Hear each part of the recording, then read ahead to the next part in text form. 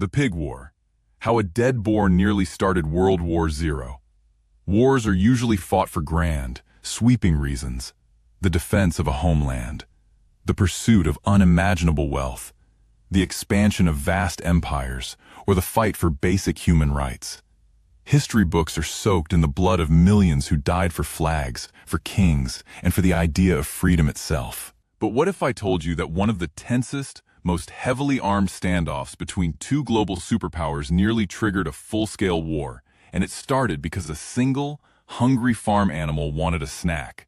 Forget the Cold War for a moment.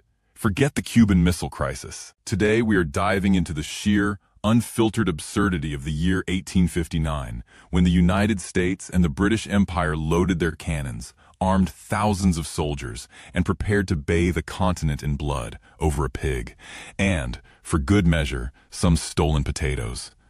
Welcome to the true story of the Pig War, quite possibly the dumbest military crisis in recorded human history. Chapter 1. A recipe for disaster. To understand how a farm animal nearly caused a war between empires, we first need to look at a map. Specifically, a tiny, rocky, and thoroughly confusing piece of land called San Juan Island, sitting right between mainland Washington Territory and British Columbia. In 1846, the United States and Britain signed the Oregon Treaty, an agreement meant to finally settle the border in the Pacific Northwest once and for all. The treaty stated that the boundary would run along the 49th parallel, then through the middle of the channel separating the mainland from Vancouver Island. That sounds refreshingly simple, right? It was not simple at all. Whoever drafted that treaty apparently failed to notice that there are actually two channels running through that stretch of water, the Haro Strait and the Rosario Strait. And sitting directly between those two channels, inconveniently, was the San Juan Island group. The British looked at the map and confidently declared that the border obviously ran through the Eastern Channel, meaning the islands belonged to the Crown. The Americans looked at the exact same map and just as confidently declared that the border obviously ran through the Western Channel, meaning the islands belonged to the United States. Since neither side was willing to give up a single inch of territory, both countries simply decided to claim the island for themselves. It was, in every meaningful sense, a diplomatic time bomb waiting patiently to go off. You had fiercely patriotic American settlers living in extremely close proximity to proud, empire-minded British subjects. The British presence on the island was dominated by the Hudson's Bay Company, an enormous, powerful corporation that functioned almost like a government of its own. They established a large sheep ranch on the island, known as Bellevue Farm, complete with managers, employees, and a considerable amount of livestock. The American presence, by comparison, consisted mostly of a handful of rugged, independent squatters who had simply sailed over, found an open patch of dirt, and declared it American soil. Picture that scene for a moment. British corporate managers trying to run an orderly, civilized farming operation right alongside American pioneers trying to scratch out a living from the dirt. They were living on the very same tiny island, under two entirely different flags, with no clear laws and absolutely no shortage of underlying tension.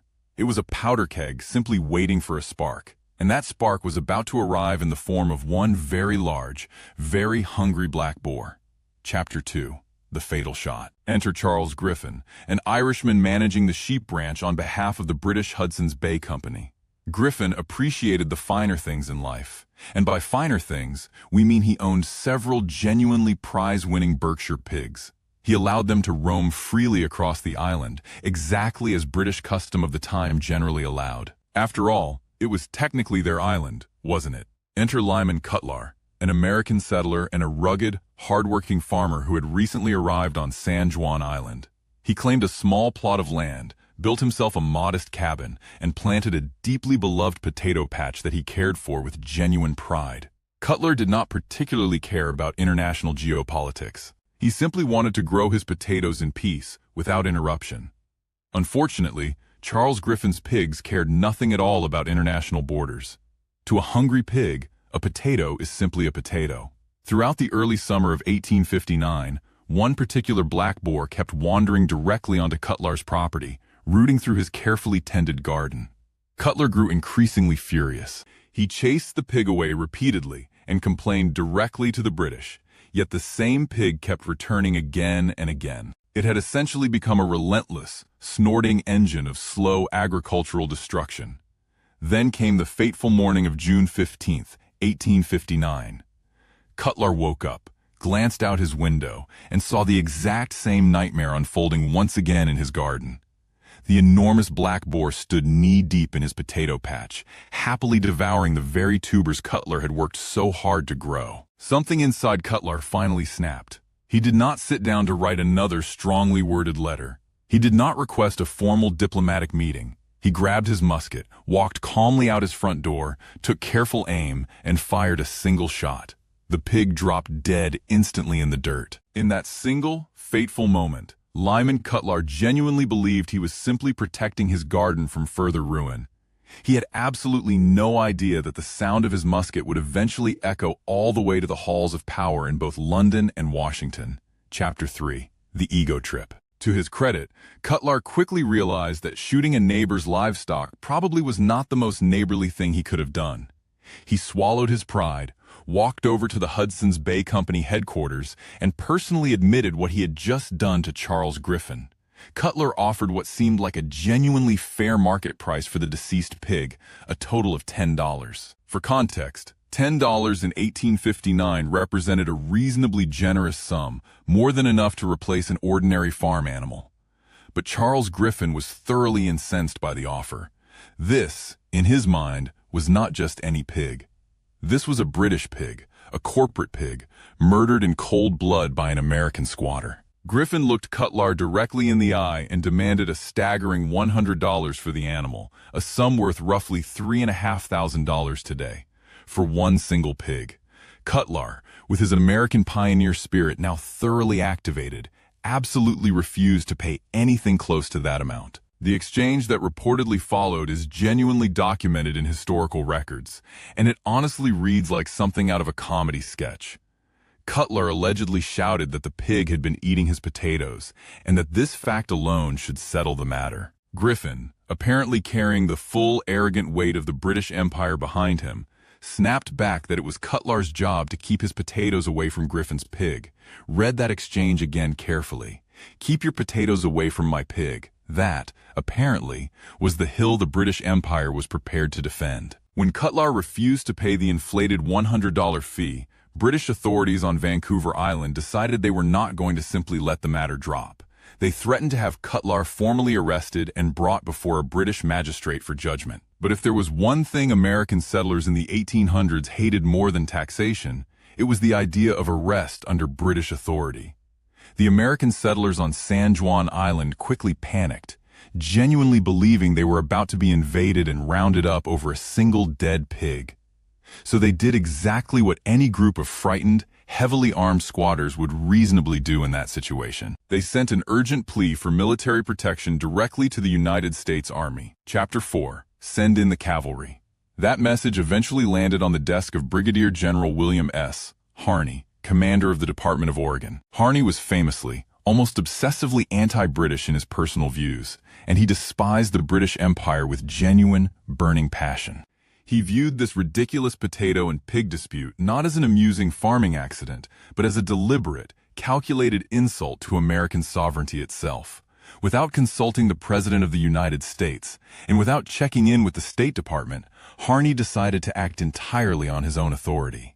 He ordered a company from the 9th United States Infantry to sail immediately to San Juan Island and occupy it by force. To lead this mission, he selected Captain George Pickett.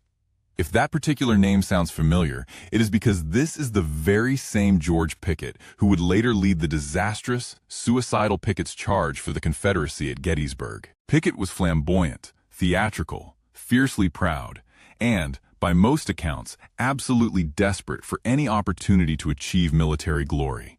On July 27, 1859, Captain Pickett landed on San Juan Island with 66 heavily armed American soldiers under his command. He did not arrive intending to negotiate, and he did not come simply to establish a routine police presence. He marched his men up a hill near the Hudson's Bay Company outpost, planted the American flag firmly in the dirt, and effectively dared the British to respond. His orders were straightforward. prevent the British from arresting Cutlar, and defend the island from any further foreign intervention. Pickett, leaning fully into his own dramatic instincts, reportedly declared that they would make a Bunker Hill out of the entire affair. So let's pause and recap exactly where things stood at this point. A dead pig, an angry Irishman, a stubborn American potato farmer, and now 66 United States Army soldiers actively building fortifications on a disputed island. How would the British respond to this development? Perhaps with the kind of quiet, measured subtlety empires are famous for?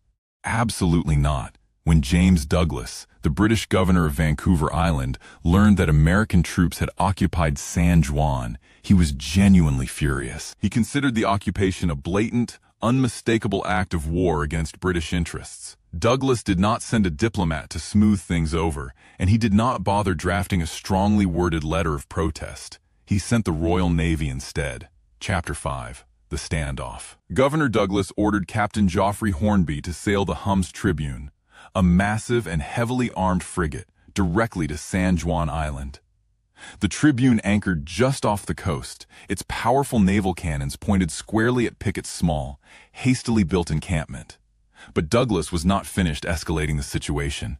He sent 2 additional warships to reinforce the blockade. By August of 1859, the entire situation had spiraled almost completely out of control. Let's look closely at the numbers involved by that point in the standoff. On the island itself, Captain Pickett's American force had grown substantially to 461 soldiers, supported by 14 cannons. They had dug defensive trenches and constructed a fortified position on a hill, prepared for what could easily become a last stand. Surrounding the island and the surrounding waters sat 3 British warships, carrying 70 massive naval cannons between them. Those ships also carried roughly 2,140 heavily armed Royal Marines and sailors, ready for immediate deployment. This was no longer even remotely amusing. The British warships possessed more than enough firepower to destroy the entire American camp within minutes. The American soldiers understood clearly that if those ships opened fire, they would very likely be slaughtered where they stood. And yet, remarkably, nobody on either side was willing to back down first. The tension across the island became almost physically suffocating. For weeks, both sides simply stared each other down along the barrels of loaded guns. British Marines conducted regular military drills along the beaches. American soldiers drilled just as intensely up in the surrounding hills. The cannons stayed loaded. The fuses stayed ready. All it would have taken was a single mistake to change everything. One nervous, itchy trigger finger. One accidental discharge. One hot-headed soldier losing his composure at exactly the wrong moment. And the United States and Great Britain would have been plunged into a catastrophic war, one that could easily have cost tens of thousands of lives.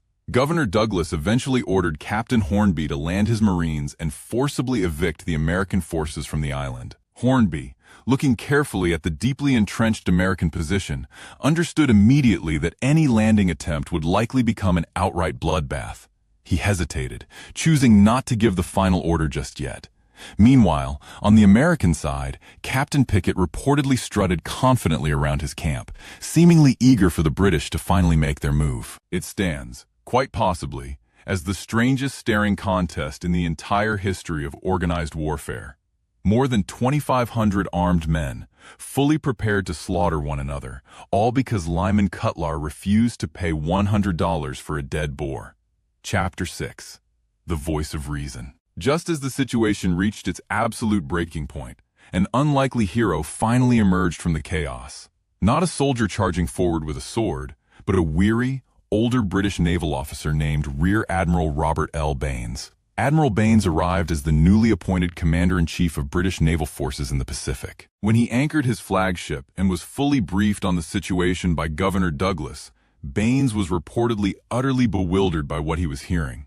Douglas immediately demanded that Baines launch a full-scale military assault on the American positions without further delay. Admiral Baines, displaying a level of common sense that seemed entirely absent from everyone else involved, flatly refused to comply with that order.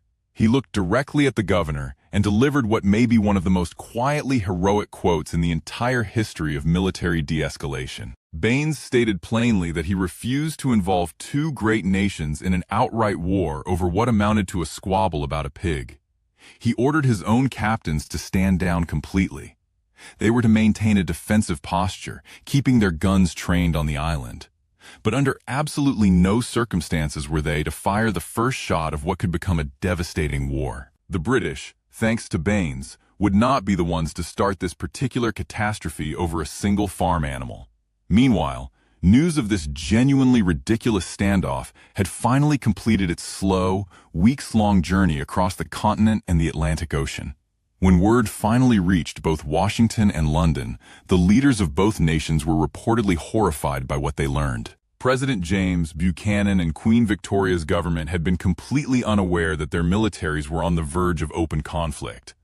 Both nations were already dealing with serious domestic troubles of their own, and neither one wanted an unnecessary war layered on top of existing crises. President Buchanan immediately dispatched General Winfield Scott, the highest-ranking officer in the entire United States Army, to resolve the crisis personally. Scott was widely regarded as a legendary soldier and skilled diplomat in equal measure. When he arrived in the Pacific Northwest in October of 1859, he began negotiating directly and immediately with Governor Douglas. Both sides, upon reflection, seemed to genuinely realize exactly how absurd the entire situation had become. They quickly agreed to a rapid, mutual de-escalation of the standoff. The massive British warships would withdraw from the area, and the bulk of the American military forces would depart as well. Ultimately, they settled on a genuinely strange but surprisingly effective compromise known as a joint military occupation. Until the underlying border dispute could be formally and permanently resolved, San Juan Island would be occupied by exactly 100 American soldiers stationed at the southern end. Meanwhile, exactly 100 British Royal Marines would occupy the northern end of the very same island. Chapter 7. The 12-Year Party. And so, remarkably, the Pig War effectively ended with 0 recorded human casualties on either side. The only true casualty of this entire international crisis remained that one unfortunate pig. But what happened next is almost as amusing as how the entire conflict began in the first place. For the following 12 years, from 1860 all the way through 1872, American and British soldiers lived on opposite ends of San Juan Island, because they were, by most accounts, incredibly bored, isolated together on a remote rock in the Pacific Northwest. Something unexpected happened. They became, over time, remarkably close friends.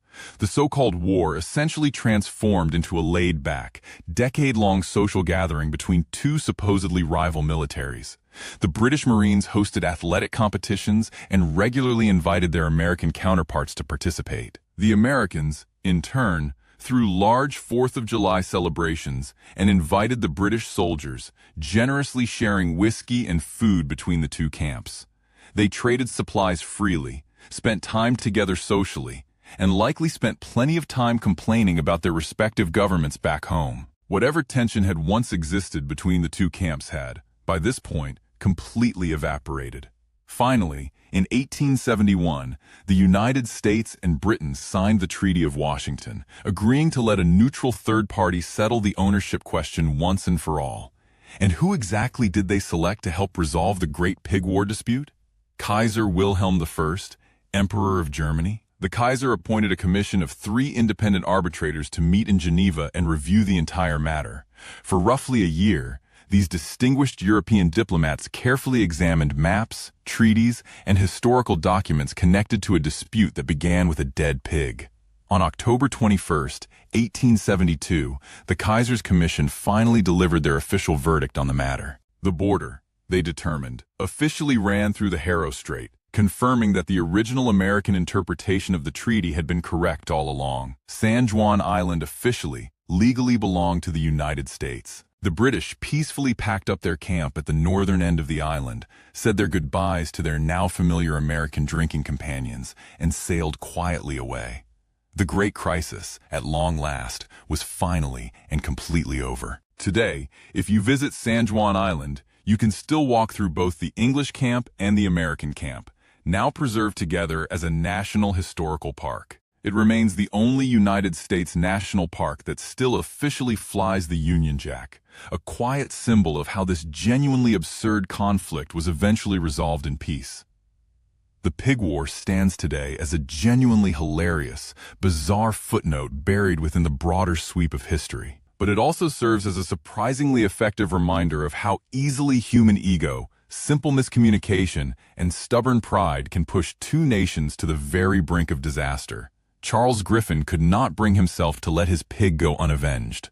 Lyman Cutlar refused to simply pay a modest fine. Captain Pickett wanted personal glory, and Governor Douglas wanted an unmistakable show of dominance over his American rivals. If Admiral Baines had not refused to pull the trigger when everyone around him expected him to, the early history of North America might have been written in considerably more blood. So the next time you find yourself pulled into an escalating argument with a neighbor over something genuinely trivial, remember Lyman Cutlar. Just pay for the pig. It is almost always cheaper than starting a war. If you enjoyed this deep dive into one of history's strangest corners, please consider subscribing for more stories exactly like this one. Have you ever watched an argument spiral wildly out of proportion over something surprisingly small? Let us know about it in the comments below.